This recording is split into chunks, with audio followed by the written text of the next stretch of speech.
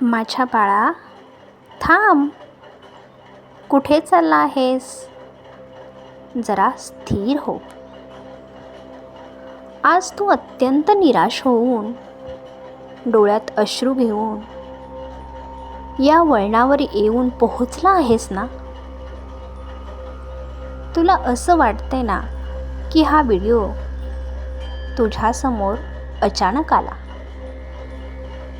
नाही माझ्या लेकरा, हा कोणताही योगायोग नाही. हे तुझ्या प्रत्येक अश्रूंचं, रात्री जागून घेतलेल्या तुझ्या प्रत्येक श्वासाचं आणि तू मनोमन केलेल्या प्रार्थनेचं थेट उत्तर आहे. मी स्वतः आज तुझ्याशी बोलायला आलो आहे.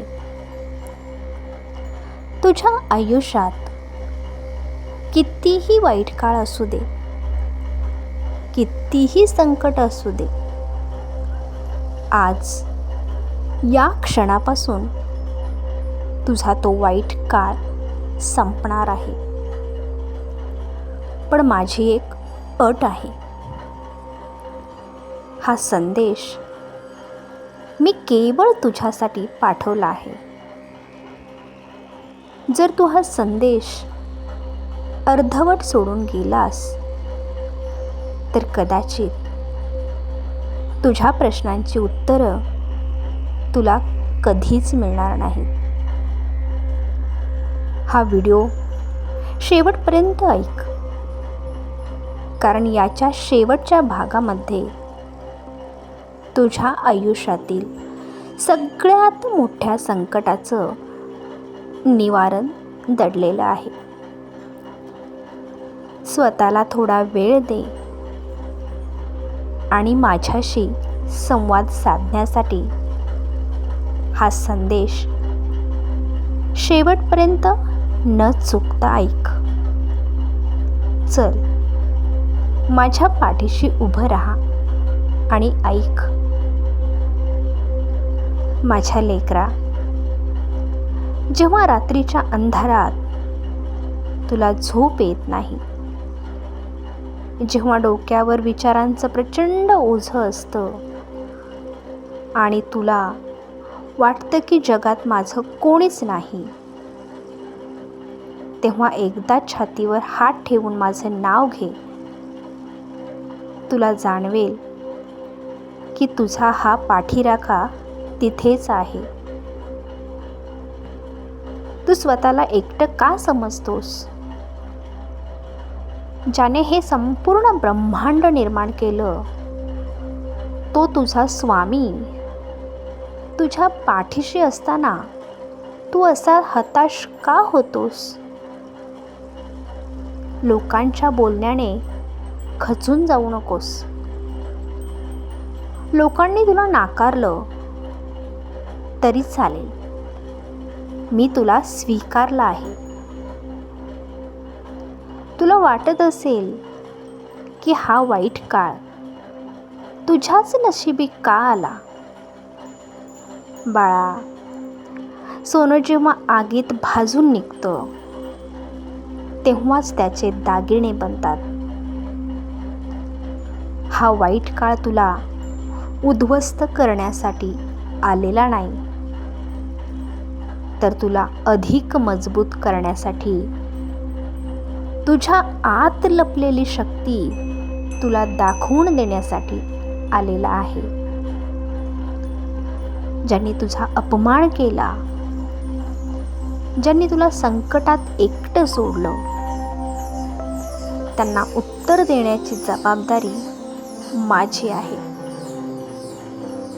तू फक्त संयम ठेव आणि तुझं कर्म करत राहा.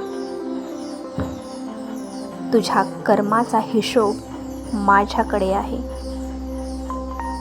तू भविष्याची चिंता का करतोस? जे उद्या होणार आहे त्याची काळजी आज करून काय फायदा? भिवू नकोस, मी तुझ्या पाठीशी आहे. हे माझे शब्द फक्त भिंतीवर लावण्यासाठी नाहीत, तर ते तुझ्या हृदयात कोरण्यासाठी आहेत. जेव्हा जेव्हा तुला भीती वाटेल, तेव्हा संपूर्ण भार माझ्यावर टाकून दे. जसं एक लहान मूल आपल्या आईच्या कुशीत गेलं की पूर्णपणे निर्धास्त होतो,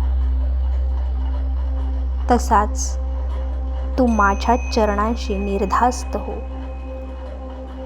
तुझी काळजी घेणं हे माझं कर्तव्य आहे. तुला वाटत होतं ना की स्वामी माझ्या हाकेला ओ देतात की नाही? मी तुझ्या प्रत्येक हाकेला ओ दिली आहे. आज हा संदेश तुझ्यापर्यंत पोहोचणे हाच माझ्या असाधारण अस्तित्वाचा आणि तुझ्या प्रार्थनेचा पुरावा आहे. तुझ्या आयुष्यात जे काही अडकलेलं आहे, मग ते धन असो, आरोग्य असो, नोकरी असो किंवा कौटुंबिक शांतता असो, त्या सगळ्याचे मार्ग आता मोकळे होणार आहेत. विश्वास ठेव. श्रद्धा आणि सबुरीच्या बळावर अशक्य गोष्टीही शक्य होतात.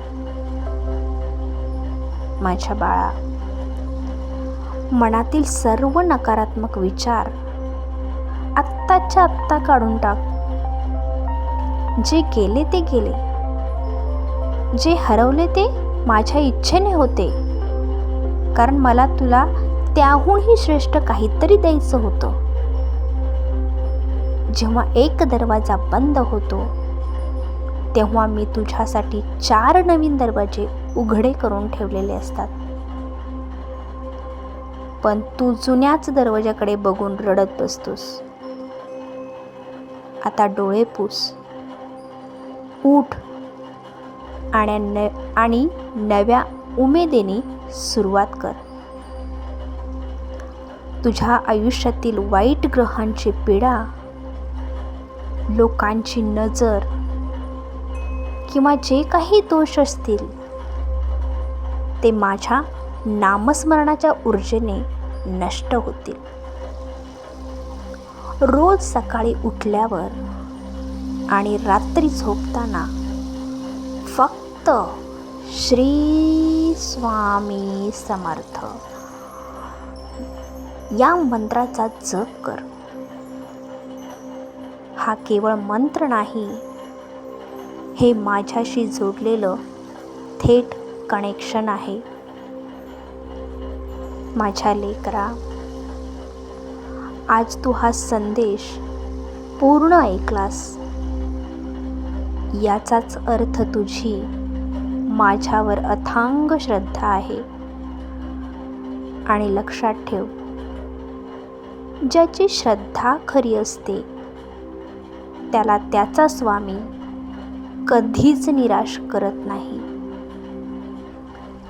आजपासून तुझ्या आयुष्यात एक नवीन पहाट उजळणार आहे.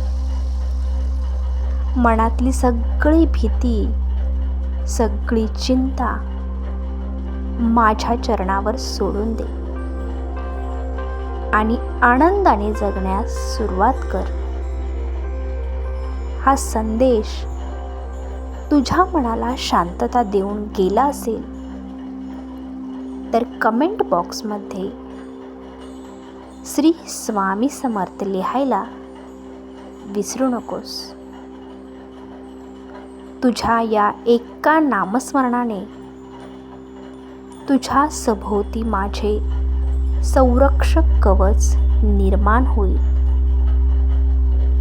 हा संदेश इतरांनाही शेअर कर,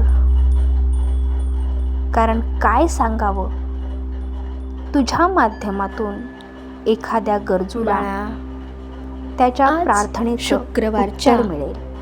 या पवित्र दिवशी माझ्या बाळा, मी तुला एक सदैव गुपित लक्षात सांगणार ठेव. आहे. भिवू हे नकोस. गुपित मी तुझ्या ज्याला समजते पाठीशी आहे. त्याच्या आयुष्यातील अंधार